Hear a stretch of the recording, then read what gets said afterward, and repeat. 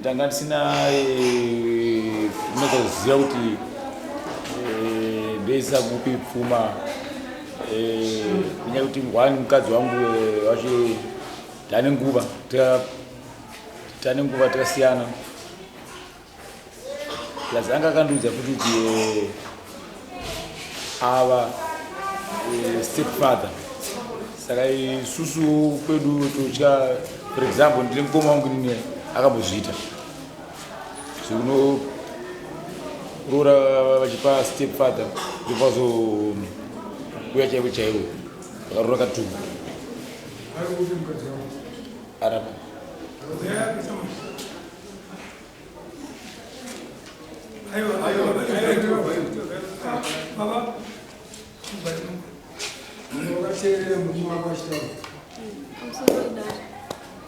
ndofunga zvaari kutaura nekupikisana nazvo nekuti ndichitanga kugara naye handina kana kubva ndakaburika izwi rekuti inini ava havasi baba vangu. Ndofunga ndakatorwa ndiri mudiki kuti patime yacho ndandiri under age. Saka zvekuti hanzi pfuma vanobva vambozvitaura ivo ndofunga ndichigarisana kutogara kwandakaita handina kuita kutizira, ndakaita kutiziswa futi. Ndofunga mukunzwisisa mataurano neuyu mukomana tisina kana kumbodanana. It's like yanga iri planned issue. Taingova ti sekuru simba ndofunga ndaitama nevanhu vepamba pavo ndeve next door. Saka kuenda ndofunga vakabva vandita sevanhu taingowirirana, toda kuti tiende kupi kubhindura. Ndatambira dambono kudyisai mari ichi nemunina wangu alapo ena handimbofa ndakakangana. Ndobva tatogesa achitanzi tichienda kunotambira mari yangu bhindura ndodzoka ndokutorai. Ndobva tatofara tikati tikudyisa mari yasekuru simba. Ndobva tatogesa vadzoka bva vatotuma kamukomana. Ndobva vatotuma mumwe mukomana wepamba pataigara so pamaraini akazofara. Ndobva tatogadzirira tapedza ndobva taenda handiti tiri murodhi. Ndobva atopa ava munin'ina wangu $5 zvikanzi chisara imimi tite fast tiende kupi isusu taakuenda. Vandangoti it's okay semunhu anga ari mudiko ndasina basa ndasina mbozvinyatsozvikoshesa. Ndobva taenda kubhindura kuya ndofunga akabva anditi uye akanotambirira mari kubhindura makuseni acho handiti. Ndobva atofura kuna sisi vake vaigara kubhindura vakazoshaya. Ndobva atofura akatovasira mainye ndakatozoiudzwa ndakutozoudzwa mafambiro akazoita chazoita kuti ndisvike panhandave apa. Ndobva asira sisi vake mari saka ina I didn't know. Takasvika pakubhindura kwetapera taenda. Ndobva anditi tiri pakanuzi tasvika pakanuzi zvikanzi da uburuka panapa ndokusisi vacho igara kuelodrom. Tasvika panapa ndoda kutanga ndaona sisi vangu apa handiti ndaona sisi vangu and then tobva taenda kupi kumutauni tikati no problem hapana chakaipa. Ndobva sisi vacho vatofonerana bva tasangana navo pakanuzi paipai. Sisi vacho bva utoti ndoda kutenga chigrosari munhu.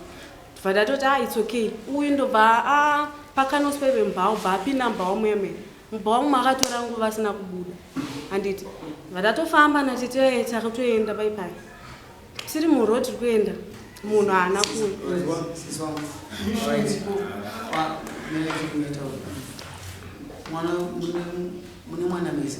tine mwana tese. Mwana wacho ane 13 ari form 1 tine 31 chaita kuti garako mashoko ataurwa takufedzera apa isusu ndiye ataurwa nemunyaya atakubvunza kuti wanga wakateerera here kuti murume wako ati ava havasi baba wani. Ndo zvandataura pakutanga kuti inini izvo zvandakubva ndakazvitaura. Isusu tiri kuti iwewe uri kureva here kuti murume wako mashoko anotaura ndeomugadzira. Aiwa ndekunyika but nenyaya yekuti ivo saka iwewe kana uchiti ndeokunyika pfungwa dzako dzingafungidzira kuti anga atore papi mashoko aya nekuda kwokuti vanhu vakakura isusu takatorwa nababa tiri vanhu vakatorana namai vangu tiri vana vadiki zvekutoti that time isusu tanga tisingatomboziva kuti ava vasichi mukukura tisingatoziva kuti ava vasi baba vedu. handiti. But nekuda kwokuti panhamo mai vangu vakashayika 2009 handiti. Panhamo pai vanozonzi vana chichi mai vangu vashayika handiti. Pakuzonzi vana vada kuenda kupi varufana kuenda kuhama dzavo handiti. Baba vantu pavakasimuka then vamwe vachingopanana mashoko nevanhu tanga takuziva. Vamwe vachiti ngavaende kunana baba vavo. Dhedha vakati ayewa kufa kwaita mai vavo hazviro kuti ndokuparadzana kwandaita chi nevana ava handiti. Ndo patakatanga kuziva nemunhu wangu takasiva kuti tiri vana vadiki takatosiyana saka avantu ndo baba vangu vakatora amai venyu vashaya vanopa mudzimai wavanawo zvavakaita vakabva vatora munina wamai ndimai varipo ava kune problem yayo handione pane problem iripo chete ndekuti baba vevana vanofanira kuziswa mipfuma yavo ikamusha kwavo kasi kureva pfuma imonao kwainofanira kuti iende bcause handifunga kuti vana ava vanozikanwa baba vatora munhu wogamaka andizvo saka vana vanozikanwa chimwe chinhu chatinotarisira panyaya dzekuchengeta vana ava kuti nhasi vazovererwa pfuma vakachengetwa nemumwe munhu anenge ane rudo kudarika baba wacho. Saka tiri kuti isusu hatini ubaba hwokungodya chete. Saka kana amai muripo muchitenda kuti murume uyu akachengeta munofanira kumumirira kuti awanewo zvinhu zvake zvokuchengeta kwani naye kuti ungonakidzwa chete nokuti vana ava vana baba wavo. Pamusoro Changame pana tete vacho ndo vasara vari 1 varipo vanogona kupa uchapupu. Saka nyaya yakafamba akusi kuti hanzi inini ndiri kureva pfuma unotoda kudya inini. Aiwa muri baba ndimi baba vachengeta kasi maita zvakanaka vana atete handifumwe pachine nyaya yakaoma vatoda pfuma yavo munin'ina waziva manje kuti unokamaripo wazoziva atezvavakuvarapa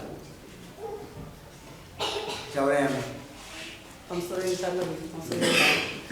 inini handisi kupikisana nenyaya iyi ataaa kuti tingotaura padiki chinhu chakaita kuti isusu kwamupesa tisanorora mwana anitisi chilengesa ava ndiyefson sakala ndistepfather uyu mwana uyu ndiye akatokonzeresa nyaya dzake bcause mwana akatosvika pakuti akanga asakana beth ndikamubvunza inini kuti iwewe sei usina beth akati ndashanho ndasa beth bcause akoko ndistepfather ndikamubvunza ndikati vabereki vako ivo vanobva vakupi akati kumazowe chakutadzisa iwe kuti uende kumazowe kuti uwane birth certificate chii kusvika ini ndatositagura nditese titsvage vatisana yaone birth certificate ivo ndo vanga vane nyaya dzakupa kwavo zvotida pakatizira ukati pakatiziswa vakaya vane list ravo vakatisi kuti achida $2 todawo $5 mari yavo ndivone one day inotsvagwa ava vanhu vaka vachengeta nyaya yavo pane pavakuda kuti vasvike but apa takungoigamuchira kuti ndio zvazviri ava ndo vakanga vakaiga nyaya yavo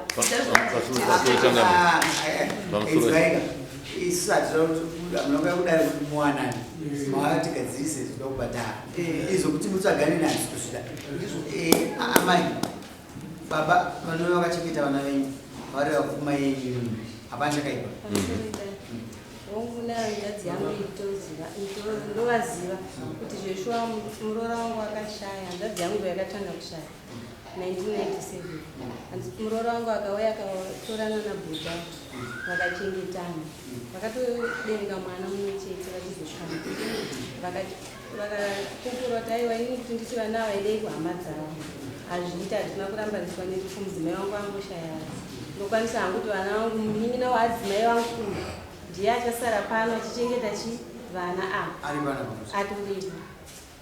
Saka nyange paida mabhepi nini ndoitwa Elizabeth Chilengesa ndinogotenda sara mumba kwedu hanzvadzi yangu mukuru akashaya ukashaya mudiki kazoshaya baba vake ndinodinda sara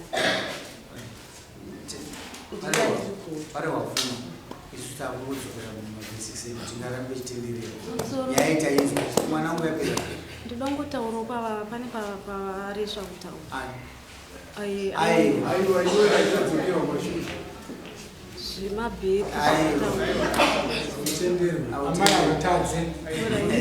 asini panaida kukumbira mubvewo mukana nguva diki munogara muwadzana here hongo munozivana mune mashoko amunenge kududzana munochinjana mazi asi basa zvekuchungurira kuma mwana ane 13 years. It has been time, a long time. Tinoda kugadzira yepfuma. Kana mune dzimwe dzamunoda kuhakirana munodzoka muda dzekuenzanisa tokuwirirana. Asi pane zvinotaura yepfuma. Handiti ndisimba unobvuma kuti mwana wako ukazanga wako. Sine mombe dzake. Ndime ndakabhadhara. Hapana chakabhadhara. Ungawaisa mari mbichana kana kuzikanwa zvakare kunombonana. Zvakaita kuti mukadzi andina but mukadzi akaenda mwana chikambaira Simba kudhara Simba sandendi sepi Simba iwo kuvhomesera nyaya iri pachena chawirwa pana paipfuma isu tinongochacha zviripo zvokuti akazodai akadai hazina basa tipakureti mwana ndoanozi anonzi mwana kwani wamupesa anonzi aisha mpesa.